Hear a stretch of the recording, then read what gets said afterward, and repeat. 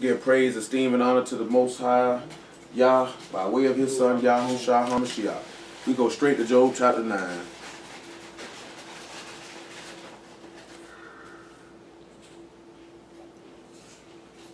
Where we at, man? About verse 12.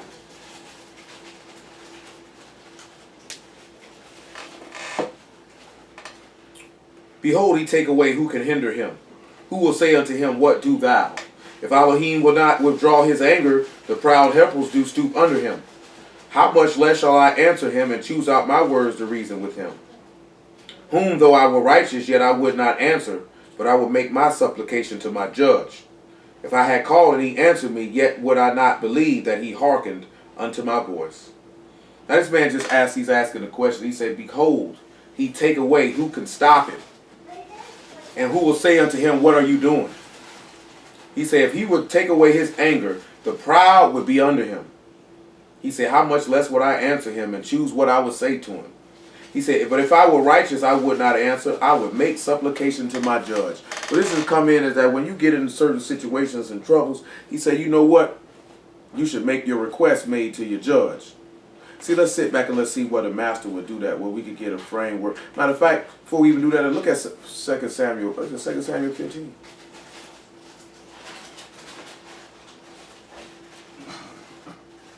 Second Samuel 12, actually.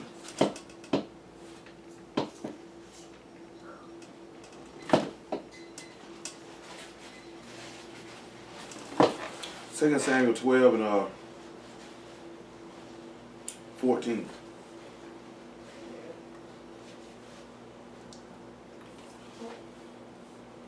Howbeit, because by this deed thou hast given great occasion to the enemies of Yahuwah to blaspheme, the child also that is born unto thee shall surely die. And Nathan departed unto his house, and Yahuwah strake the child that Uriah bare unto David, and it was very sick. David therefore besought Elohim for the child, and David fasted and went in and lay all night upon the earth. And the elders of his house arose and went to him to raise him up from the earth. But he would not, neither did he eat bread with them. And it came to pass on the seventh day that the child died, and the servants of David feared to tell him that the child was dead, for they said, behold, while the child was yet alive, we spake unto him, and he would not hearken unto our voice. How will he then vex himself if we tell him that the child is dead? But when David saw that his servants whispered, David perceived that the child was dead. Therefore David said unto his servants, is the child dead? And they said, he is dead. Then David arose from the earth and washed and anointed himself, and changed his apparel, and came into the house of Yahuwah and worshipped. Then came he to his own house when he required, and they set bread before him, and he did eat. Then said his servants unto him, what thing is this that thou hast done, that thou did fast and weep for the child while it was alive, but when the child was dead, thou did rise and eat bread? He said, while the child was yet alive, I fasted and wept. For I said, who can tell whether Elohim will be gracious to me, and that the child may live? Now he's in a situation, you see what he said and did. He went and made his supplication to a judge. He didn't went and go holler at a man about it. You know who made a mistake of going to seek a man instead of seeking to a judge on the matter? Saul. Saul did too, but I ain't who I'm referring to now. The kings, a lot of the kings did it. I was thinking about Hezekiah when he was sick. Well, He didn't go, because he asked him, he said, is there not an Elohim and Yasharal whom you could inquire of? Yeah, so God, Because he went and said he didn't make his he didn't make his supplication to his judge. Say when you look at Saul didn't necessarily make a supplication to these people. You know what I'm saying? He went along with what the people had going on. But we talking about being in the instance to where you're in a situation where you can either seek man or Elohim. Who would you seek? You know what I'm saying? That's what Job is talking about. He said, though I were righteous, I'll make my supplication to my Elohim. And he said, I would be shocked if he heard me. Let's look at John 17. Well, actually, not John 17.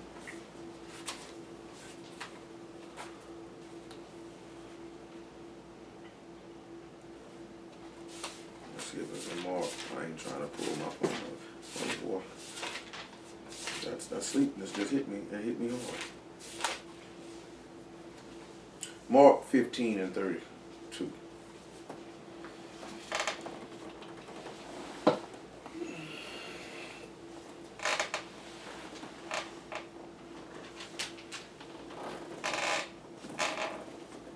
See, a lot of times we get in situations and circumstances and we don't seek to make supplication to our Elohim. Because this is what Job is telling you. Because even in this state of distress, what we're going to read about the master, he made his supplication to his Elohim.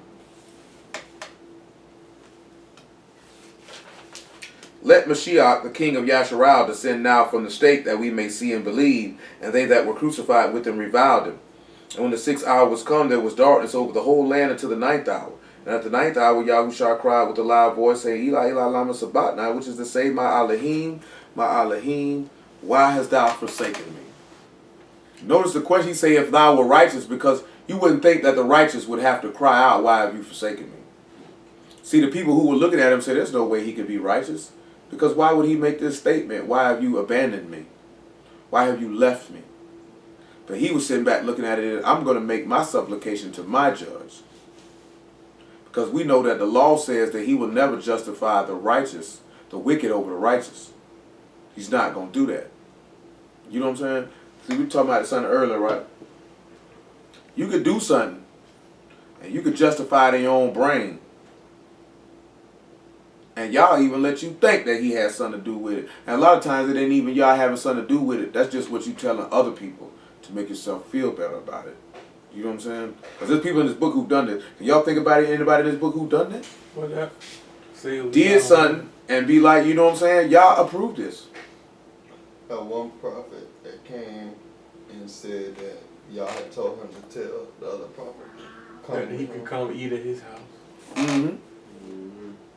And that boy was lying. He killed that prophet. The lion ate that prophet. Because you already know I told you. You know who else did this? Who that was this thing about? That nigga Hananiah, man.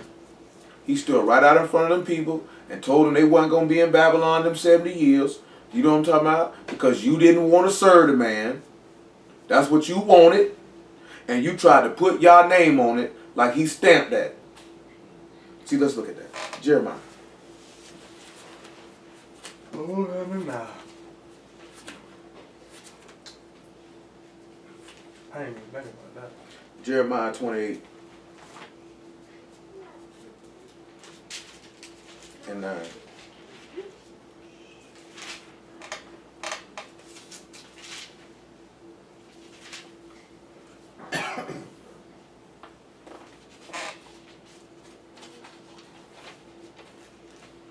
The prophet which prophesied Shalom, when the word of the prophet shall come to pass, then the prophet shall be known that Yahuwah truly hath sent him. Then Hananiah the prophet took the yoke from off the prophet Jeremiah's neck and brake it.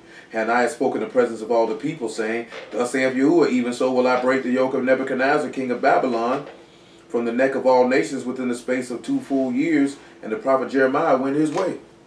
I knew he was lying. He knew he was lying. He didn't want to serve this man for 70 years. So then he came and told these people, and he tried to make what his will was and what he wanted, he tried to make it yours. Let's see what happened to him though. Then the word of Yahuwah came unto Jeremiah the prophet after that Hananiah the prophet had broken the yoke from off the neck of the prophet Jeremiah, saying, Go and tell Hananiah, thus saith Yahuwah, Thou hast broken the yokes of wood, but thou shalt make for them yokes of iron. For thus saith Yahuwah of hosts, the Elohim of Yasharal, I have put a yoke of iron upon the neck of all these nations, that they may serve Nebuchadnezzar, king of Babylon, and they shall serve him, and I have given him the beasts of the field also. Then said the prophet Jeremiah unto Hananiah the prophet, Hear now, Hananiah, Yahuwah have not sent thee, but thou make this people to trust in a lie. Therefore thus saith Yahuwah, Behold, I will cast thee from off the face of the earth. This year thou shalt die, because thou hast taught rebellion against Yahuwah. Hananiah the prophet died the same year in the 7th month. He died this time of year. No tabernacle for him. No tabernacle, no atonement, no nothing. No trumpets for you. Now he might have got that down. But either way it go, we don't know exactly when. But he kicked the bucket this time of the month. Because he tried to make it be by, he tried to make what he wanted, he tried to make it Yahuwah's will. The same way like y'all mentioned that man in 1 Kings 13. He told that dude, man, I can't eat no bread and drink no water here. Oh man, I'm a prophet like you is, man. Yahuwah told me to tell you this here. You try to justify your will and put Yah's name on it. I never understood that though. Why was he so gung ho to get that nigga to eat and drink? Because I want you to come chill with me. Let's look at it. 1 Kings 13. I'm a prophet, you a prophet, let's prophet it But he out. wasn't no prophet, bro. He wasn't no prophet. It didn't say that he wasn't a prophet. Yeah, don't say that he wasn't. It just said he didn't get no word at the time. 1 Kings 13. I think 'cause his sons had came. It was really a test for the man. Yeah, that's really what it was. Verse 8. Mm-hmm. And the man of Elohim said unto the king, If thou wilt give me half thy house, I will not go in with thee, neither will I eat bread, nor drink water in this place. For so was it charged me by the word of Yahuwah, saying, Eat no bread, nor drink water, nor turn again by the same way that thou came. That's what he told him. Well, let's look at about verse 15, 14. And went after the man of Elohim, and found him sitting under an oak. And he said unto him, Art thou the man of Elohim that came from Yehuda? And he said, I am. Then said he unto him, Come home with me and eat bread. And he said, I may not return. So you know what you're doing. I may not return with thee, nor go in with thee, neither will I eat bread, nor drink water with thee in this place. For it was said to me by the word of Yahuwah, Thou shalt eat no bread, nor drink water there, nor turn again to go by the way that thou came. He said unto him, I am a prophet also as thou art. And Amalekim spake unto me by the word of Yahuwah, saying, Bring him back with thee into thine house, that he may eat bread and drink water. But he lied unto him. He put some extra juice on it. So he went back with him and did eat bread in his house and drank water. And it came to pass as they sat at the table that the word of Yahuwah came unto him, unto the prophet that brought him back. And he cried unto the man of Elohim that came from Yehuda, and saying, Thus saith Yahuwah, for as much as thou hast disobeyed the mouth of Yahuwah, and hast not kept the commandment which Yahuwah Elohim commanded thee, but came back and has eaten bread and drunk water in the place, of which Yahuwah did say to thee, Eat no bread and drink no water, thy carcass shall not come unto the sepulchre of thy fathers. So Yahuwah spoke through the man after he told that man that Bove Lotto. Yeah, and then 11 it said that dwelt the old prophet. Yeah, you old man. He was old. So how do we relate that to Mashiach? I'm curious. Oh shit, you have to pull that on tape already. It's over. But the first thing, when he came and looked for him and they said, Are you Yahushua Nazareth? He said, I am. You know what I'm Not saying? laying in the sepulchre of his father. He didn't go in the sepulchre of his fathers. He went in the sepulchre where no man was ever laid. He wasn't laid in the sepulchres of David. And he ate bread and drank water in that place, and he surely died too. Did not make it. Did not make it to the sepulchre of his father. You know what I'm saying? But you see how that old prophet, it was his will for that man to come back and eat and drink with him. And he threw Yah's name on it, saying, Yeah, man, Yah stamped you coming back around here. And he put Amalekim in there. Well, you see, he had to put that to say, see, Amalekim came and told it to me by the mouth of Yah. You know what I'm saying? He know he a prophet. Okay. That's a bit. I'm going to come check you out. But guess what? You didn't make your supplication to your judge on that. It's the same way when they were bringing the Ark of the Covenant up during the time of David, and he struck them down because they didn't seek it after the due order. Because you didn't make supplication to your judge before you went and did that. You know what I'm saying? Hebrews chapter 5, verse 7.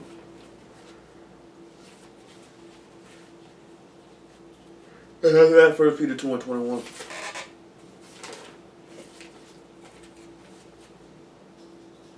You know to always notice that there, man. You're supposed to deal with it and get Matthew chapter 6.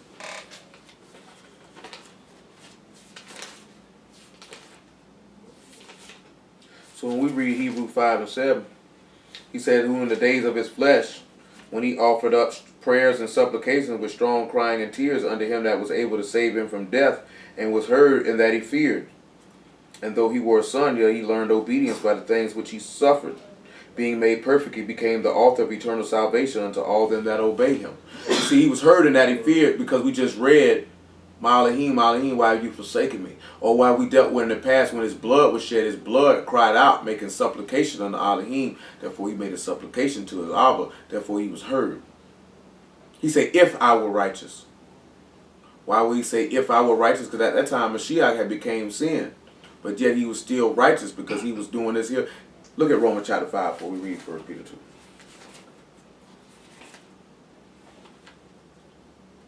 Just like Peter told you in this 3rd chapter of his epistle, the just for the unjust.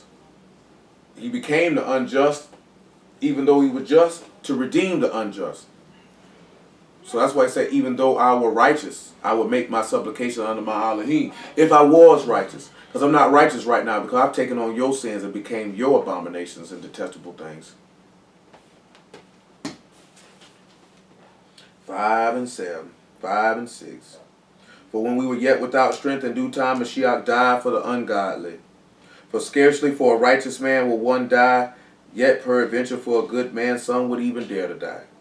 But Elohim commended his love towards us, and that while we were yet sinners, Mashiach died for us. Much more then, being now justified by his blood, we shall be saved from wrath through him, which was his supplication to his Father. In the 17th chapter of John, and when he sat back and he prayed to the person who would judge him, that's what he asked for. Make them perfect in one in us, that they may be in us. He said, this is Yahushua HaMashiach, this is eternal life, whom you have sent. This is what he asking for. That love be extended. You know what I'm saying? I've manifested thy name unto those whom you've given me. He didn't go holler at no man when he made his supplication made, did he? He went and hollered at his judge. That's why we're going to read the 1 Peter 2 and 21.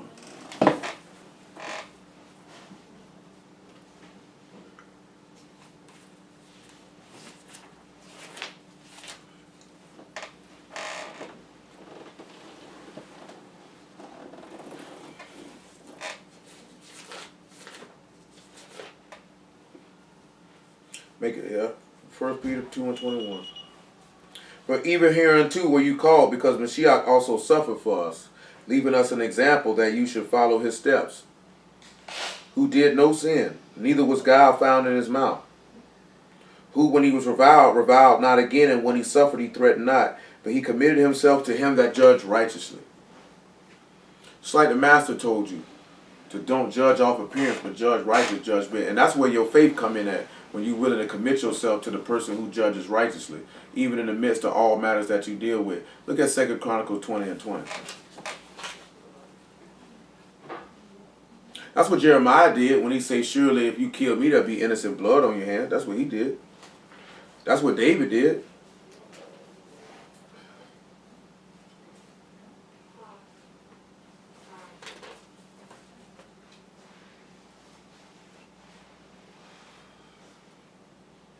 I always do that. It's 24. Man. 24 and 20.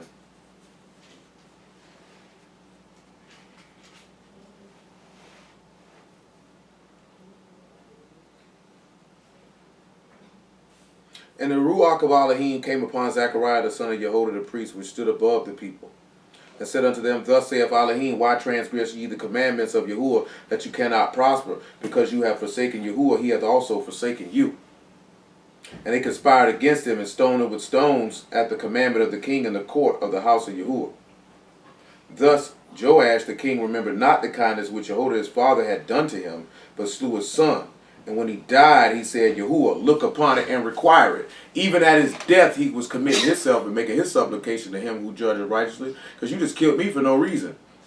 And on top of that, you didn't remember the kindness that my father showed unto you. So he said, Yahuwah, look on it and require it of him.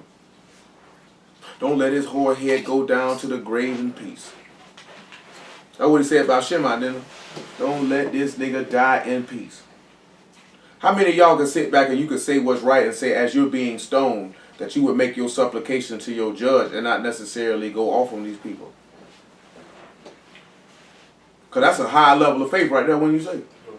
You getting stoned for no reason? Yeah, Zechariah stood up and said, why you transgress the commandment of Elohim? He said, what you do that for? He said, why you transgress? You can't prosper. People love to read that verse in Hebrews 13.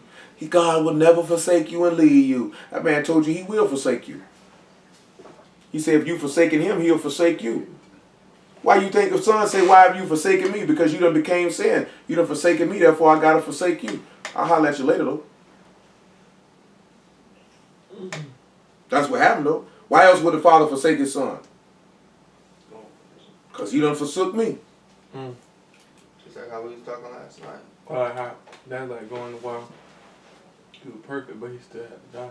He still had to die. He got to become sin. I got to walk away from you, so I got to keep my own word. Because sin means you've abandoned Yahuwah, therefore he will abandon you. See, people sit back and look at it as long as they keep his name in their mouth and say certain stuff about him. But once your heart starts getting far from him, you have abandoned him. And he will abandon you.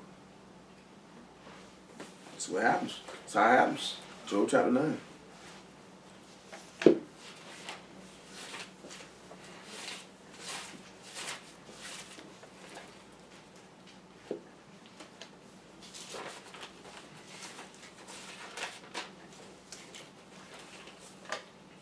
Where we at? Verse 16. Or verse 17. He say, for he break me with the tempest and multiply my wounds without cause. Because he told Pilate, you have no power against me except to be given to you on high. Pilate said, for what cause do you kill him for? I find no fault in him. And what did he say in John 15? And it's written as according to their law, they hated me without a cause. That's what he told him, right? He will not suffer me to take my breath, but fill me with bitterness. If I speak of strength, lo, he is strong, and if of judgment, who shall set me a time to plead? Whoa, who gonna set you? What does he mean? Who gonna set me a time to plead? This is what he say now.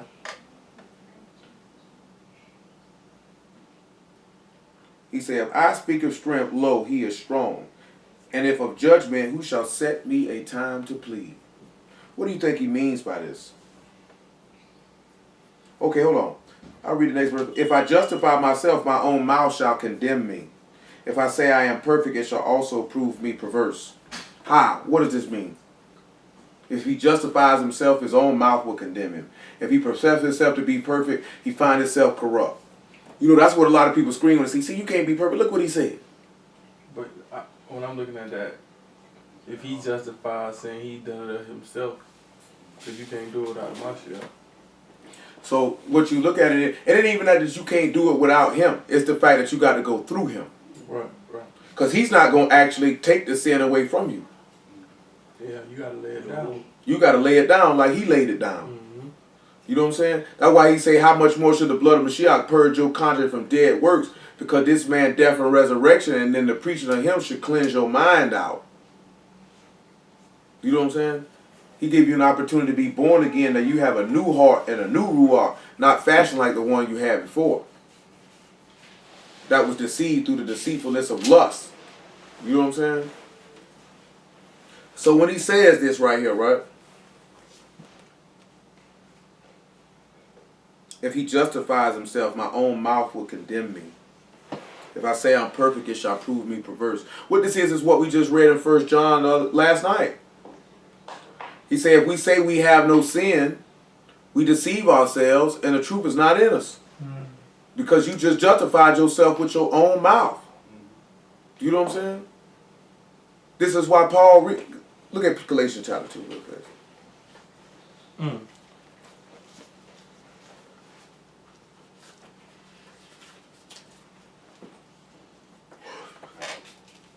See, this is hard to teach a Christian. Oh yeah, man. So it's hard to teach you. Yeah. 2 and 16. It's hard to teach in Hebrew. Remember what he said. Now if I justify myself, my own mouth shall condemn me.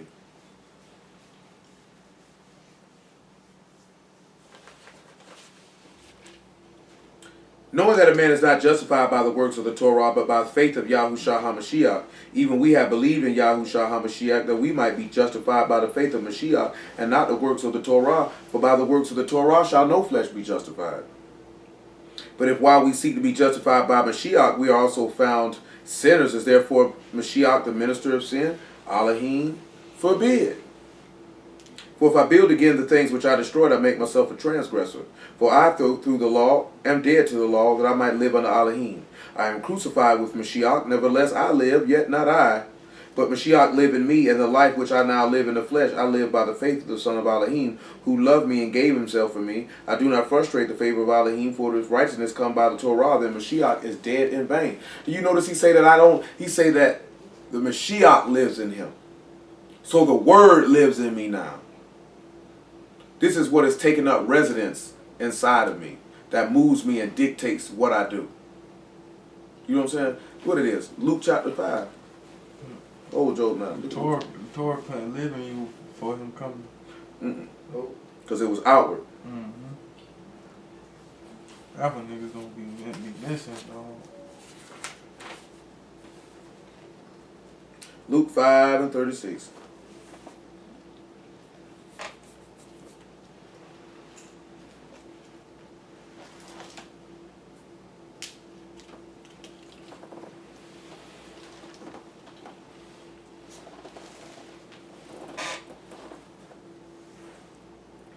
And he spake also a parable unto them. No man put a piece of a new garment upon an old. If otherwise, then both the new make a rent, and the place that was taken out of the new agree not with the old.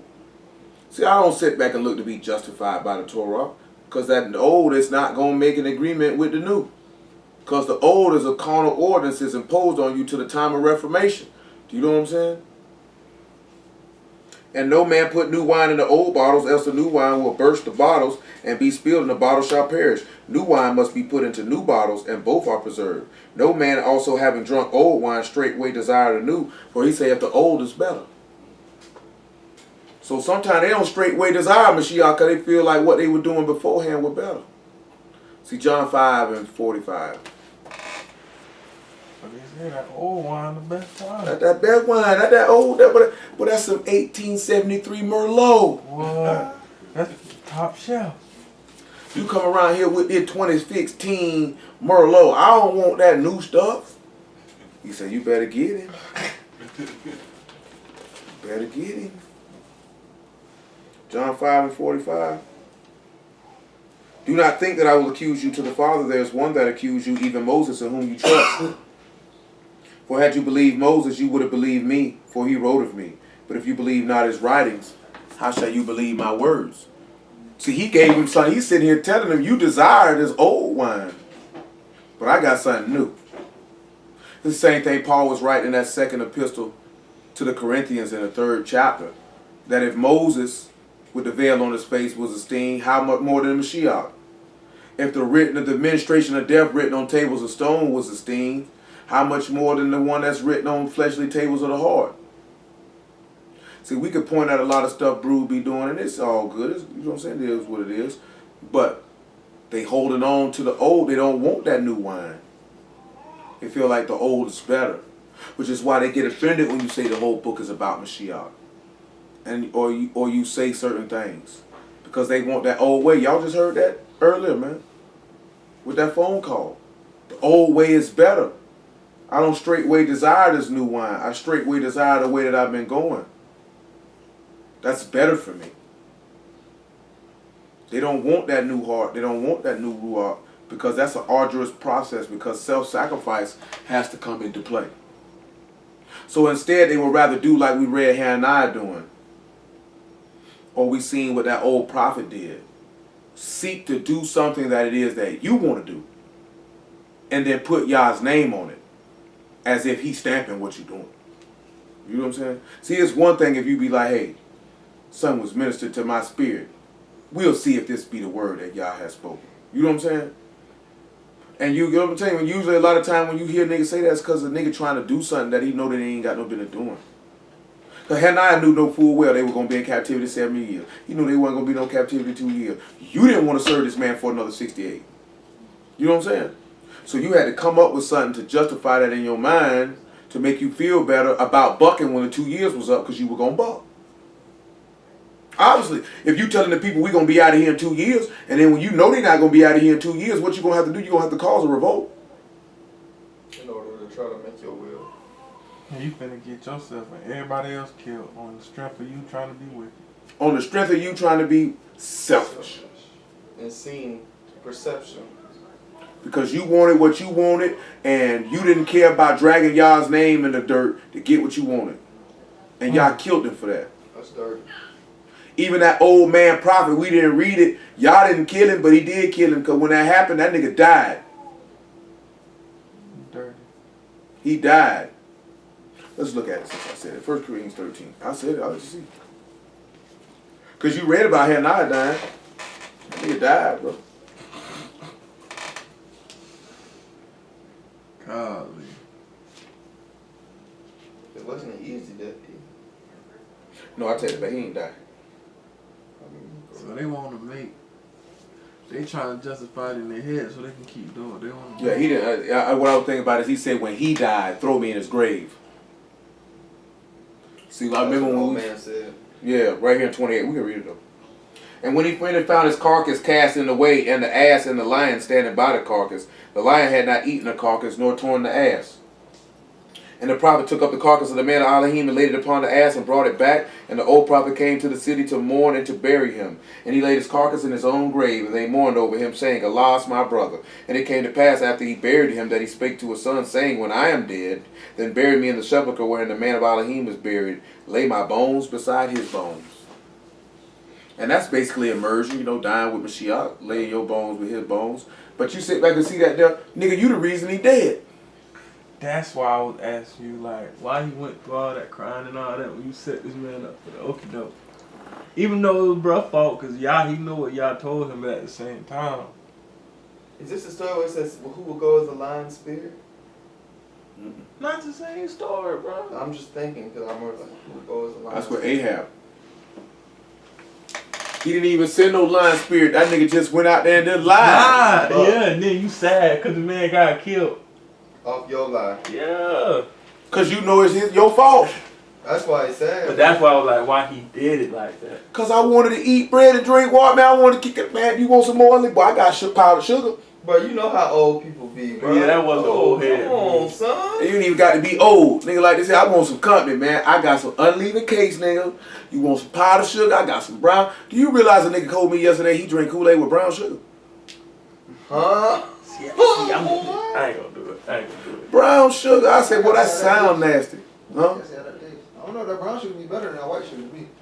I don't know nobody there with no Kool-Aid, though. Kool-Aid is specific. But he ain't giving the pre-op, though, bro. He not giving the pre-op. Yeah, hey. See, I'm on this new health kick, right? You know what I'm saying?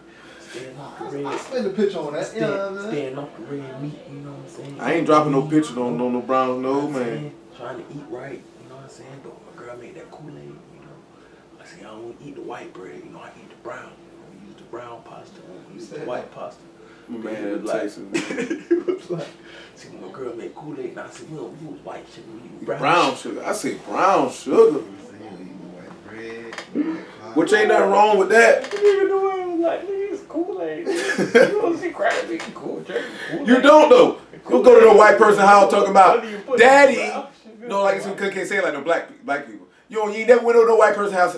Father, Can you make more Kool-Aid? who drunk all the Kool-Aid? Come on, bro. Crackers. Mother, father has drunk all the Kool-Aid again. Don't. Crackers be on 100% Welch's white grape juice.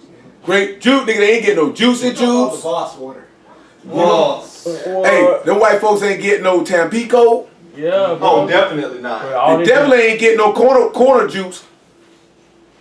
No white folks come in here. This is freshly squeezed, Jimmy. simply Jam. Freshly squeezed jam. Do you know what I'm talking about? There is pulp in here. I like both. I took my time to put the pulp. You're gonna drink it. They don't do nothing from concentrate. So, and the worst part is white people made Kool-Aid and they don't even drink it. And then if you couldn't afford Kool-Aid, you bought Flavor Aid. Oh nah, bro. How you can't afford Kool-Aid when Kool-Aid 50 cents? A pipe.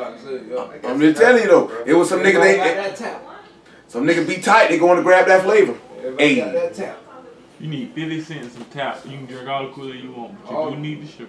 You know what I'm talking Need about? some sugar though. You had Kool-Aid, you had Flavor Aid. One thing you ain't never had with no white people Aid. So they wasn't drinking that. I'm telling you. Oh no, they got Gatorade. Nigga, that's not Kool-Aid though. It ain't.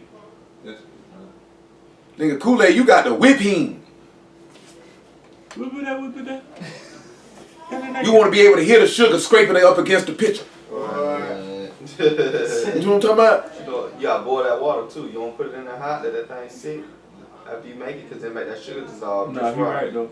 Nigga who really make Kool-Aid, But no, that's too much work. you don't gotta boil it though, but you just let the sink water, the tap get hot. Too much water. Too much work.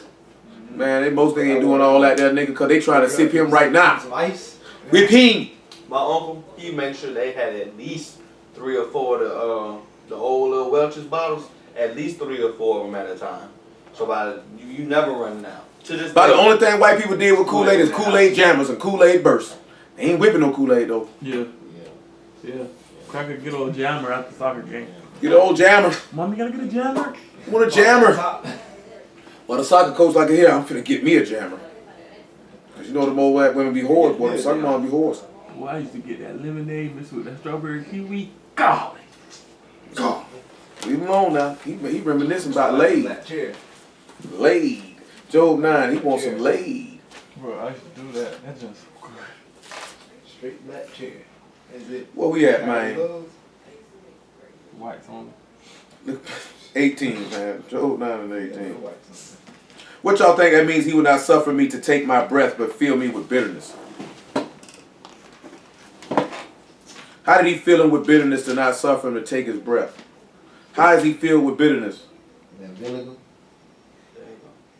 Yeah, that's sour wine. Sour. Wine.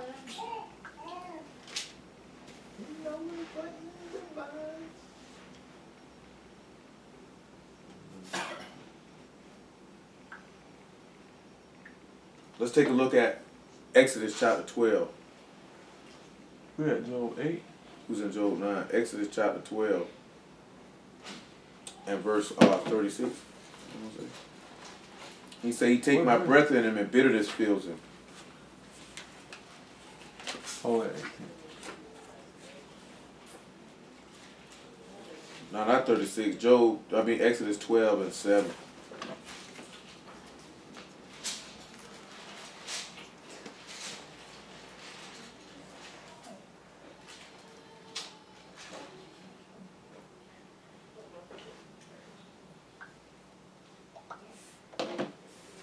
Listen what he says. And they shall take of the blood and strike it on the two side posts, on the upper door posts of the houses wherein they shall eat it. And they shall eat that flesh in the night, roast with fire and unleavened bread with bitter herbs shall they eat it. Bitter herbs, huh? That sounds something. He said, It's good. when the master got ready to die, what did he say?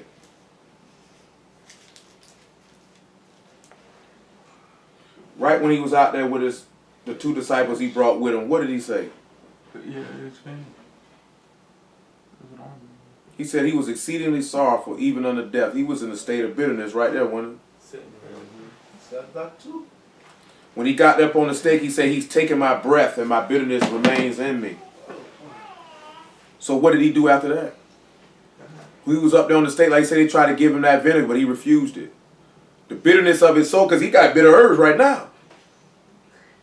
He said, Father, in thy hand I commend my ruach, right? He took his breath from him, that bitterness. You know, sin is bitter. Some people sin is sweet. You know what I'm saying?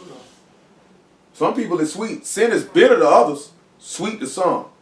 Remember what he said, how the word would be into your mouth. What it is?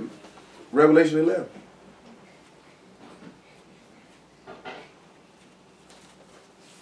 I thought that was Ezekiel. No, it's John.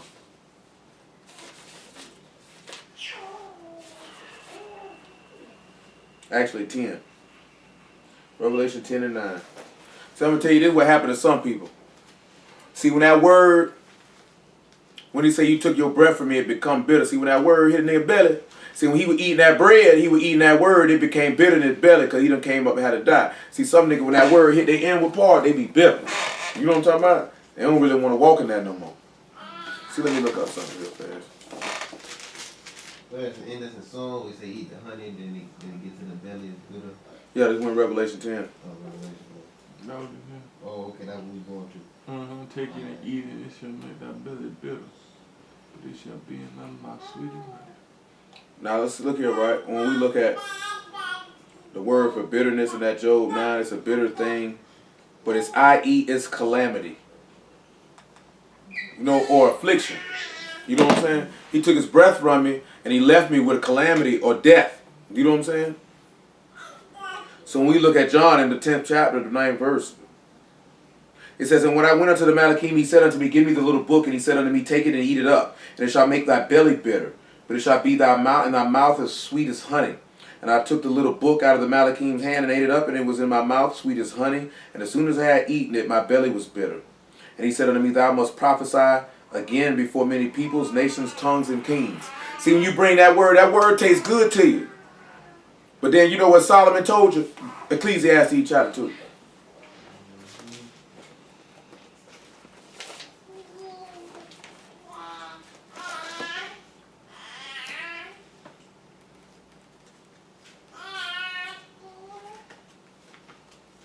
Trying to see what that verse at.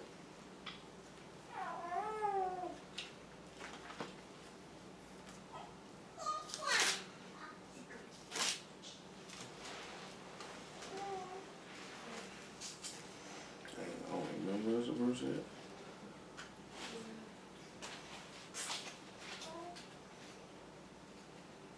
Oh, I'm sorry, 1 and 18.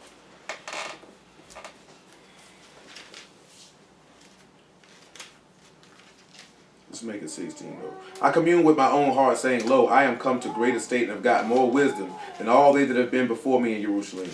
Yea, my heart had great experience of wisdom and knowledge. And I gave my heart to know wisdom and to know madness and folly, and I perceive that this also is vexation of Ruach. For in much wisdom is much grief, and he that increased knowledge increased sorrow. If he giving him a book to eat, ain't he giving him knowledge? Yeah. He giving him the knowledge of the will of Elohim. And that's what and that bitterness is calamity or sorrow. So you sit back and you look at it that when you eat this man's bread, he takes your breath from you and leaves you with bitterness. Because now you no longer live by your ways and your ruach, but you giving yourself a new heart and a new ruach, and you live by his breath now. But now you done taken in that word, now there's bitterness behind, or afflictions or sufferings. You got to be willing to endure them. Like Paul told you, endure the afflictions of the gospel. That's what people don't want to endure, that bitterness. They don't want to eat this roll. Come on back to Job 9. They crack this up.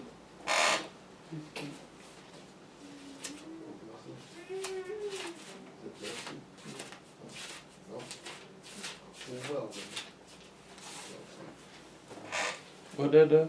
Job, back to Job 9.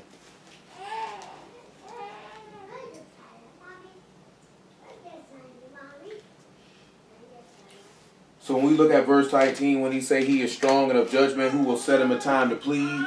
When the master was upon the stake, he was pleading, not only for himself, but for all those who would dwell in him. When he say, Father, forgive them, they know not what they do, he set a time for him, he pleaded. And we read 20 and 21. Though I were perfect, yet I would not know my soul, I would despise my life. This is one thing, therefore I said it, he destroyed the perfect and the wicked. But let's sit back and look at it. When he say, though I were perfect, I would yet not know my soul. Look at Philippians 3. Look at something that Paul said. If I was perfect, I wouldn't know my soul.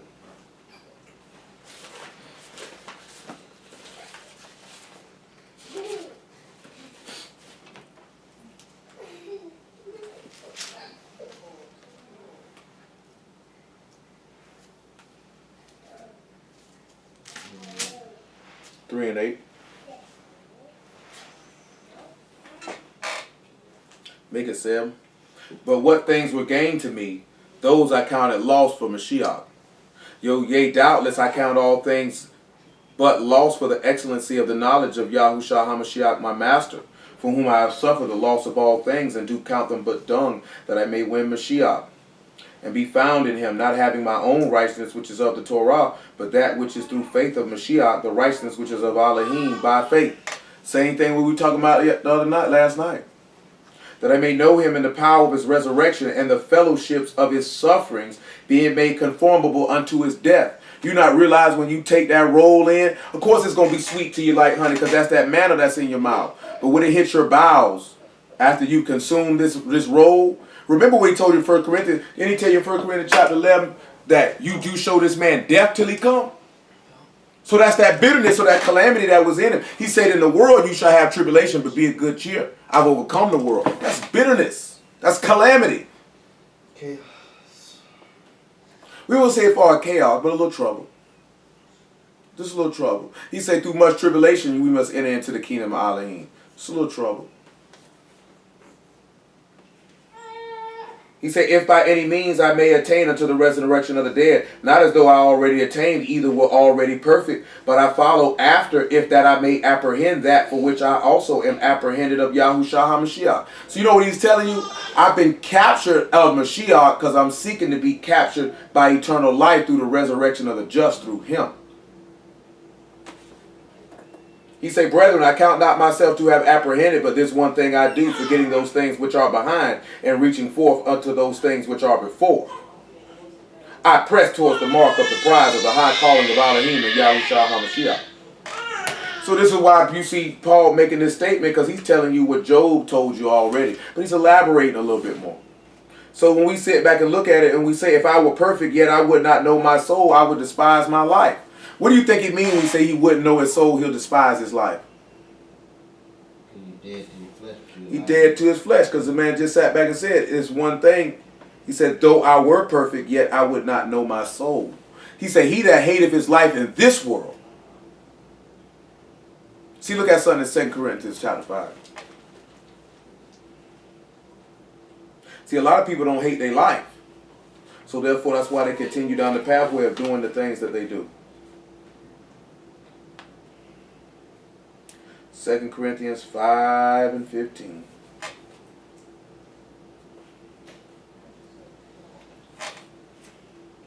And that he died for all, and that they which live should not henceforth live unto themselves, but unto him which died for them and rose again. Wherefore henceforth know we no man after the flesh, though we have also known Mashiach after the flesh, yet now henceforth know we him no more. Therefore, if any man be in Mashiach, he is a new creature. Old things are passed away, and behold, all things are become new. As you sit back and ask yourself, have you become new? Have old things passed away? Or do you still do the same things, seek the same things, say the same things, and desire the same things? Then guess what that means? Old things ain't passed away. Job chapter 9. Which goes back to what he's sitting here telling you, that new wine got to be put in new bottles. Can't put it in the same bottle. But what do niggas do? Seek to put it in the same bottle. Put it in the same bottle. They say you can't put old wine in new bottles. New wine in old bottles. Because they will bust. It will crack. He gonna crack, and you gonna crack. You don't have crack. Because you own that I've crack. seen that happen in person. It's real.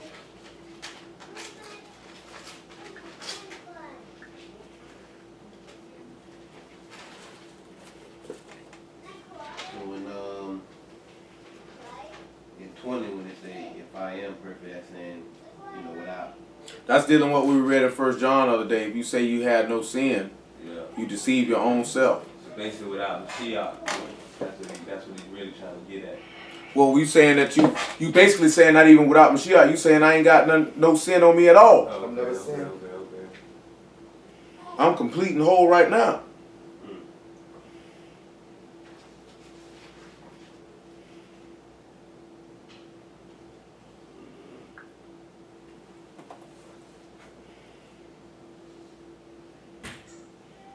Dang. So let's look at when he said this one thing before he said he destroyed the perfect and the wicked. What do you think is when he say this one thing I know that he destroyed the perfect and the wicked? Everybody gonna die some type of way. Between the people that was up there on the stage with Between the people who was up there on the stage with him, Mashiach was perfect. Remember now, look at Isaiah 53.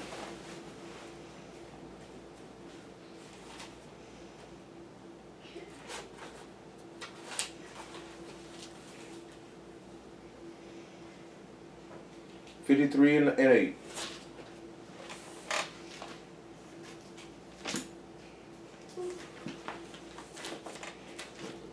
He was taken from prison and from judgment. Who shall declare his generation? He was cut off of the land of the living. For the transgression of my people was he stricken. And he made his grave with the wicked and with the rich in his death, because he had done no violence, neither was there any deceit in his mouth. He made his grave with the wicked. Well, let's see how he did that. Let's look over here. Let me see. Oh, I ain't got that chapter. I'm trying to remember which one it is. Let's see if Mark got that written in there right now.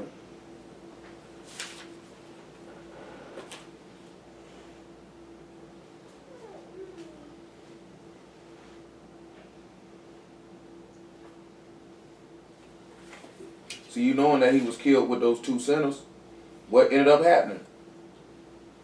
He ended up making his grave with the wicked, didn't he? He destroyed the perfect and the wicked at the same time. That's what he did. But you know what? Let me look at Job now. There's a lot of it in the topic. The subject matter is about the switch. You say, well, it's a long chapter. The subject matter is about the switch. I'll do 23 and 24 and then stop it right there. He said, if the scourge slays suddenly, he will laugh at the trial of the innocent. The earth is given into the hand of the wicked. He covered the faces of the judge thereof. If not, where and who is he? What do y'all think when he say if the scourge slays suddenly, he will laugh at the trial of the innocent? Let's look and see. Scourge The means beat. fire. Yep, Proverbs chapter 1. Let's go look at it. That's correct, sir. He will laugh at the trial of the innocent. That's you. That was theirs. No.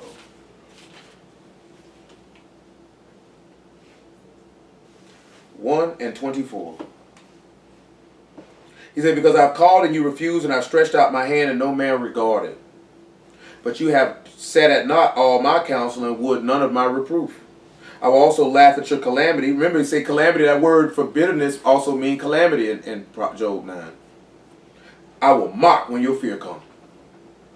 And when your fear comes as desolation and your destruction come as a whirlwind, when the stress and anguish come upon you, then they shall call upon me, but I will not answer. They shall seek me early, and they shall not find me. He called on him early. He didn't answer him, though. What is the trial of the innocent? Remember now, Mashiach was innocent. Pilate say, I wash my hands of the blood of this innocent man. But Proverbs, Solomon just told you he gonna sit back and laugh at you when your fear comes in. When your bitterness comes, I'ma laugh. Why would I not? You know what I'm saying? Why would I not? I'm watching the sinner catch his end. So when you sit back and you see that, then you begin to understand, laughing at the trial of the innocent. There's only one trial in this book of an innocent man. One trial of an innocent man. When we look at the earth being delivered into the hands of the wicked and the judge's eyes being covered, you read 1 Corinthians chapter 2, and he tell you if the princes and the masters of this world would have known, they wouldn't have killed the master of esteem. If they knew what they were doing and who they were doing it to, they would have done that. So the earth, they say, they look at, see, that's the white man.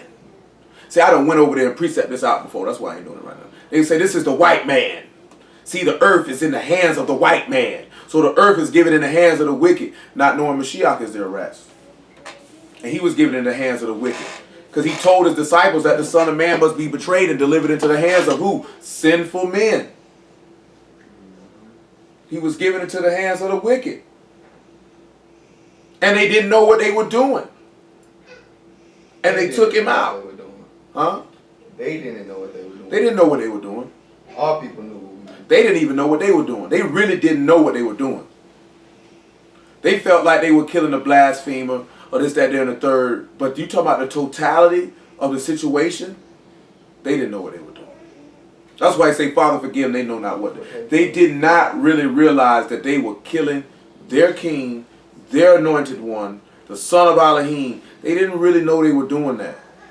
That's because he ain't come to please them. He didn't know about, hallelujah for Yahusha. We stop right there. We're going to keep it. We're going to keep it. Like, they didn't really know. How long was that? It shouldn't have been too long. That was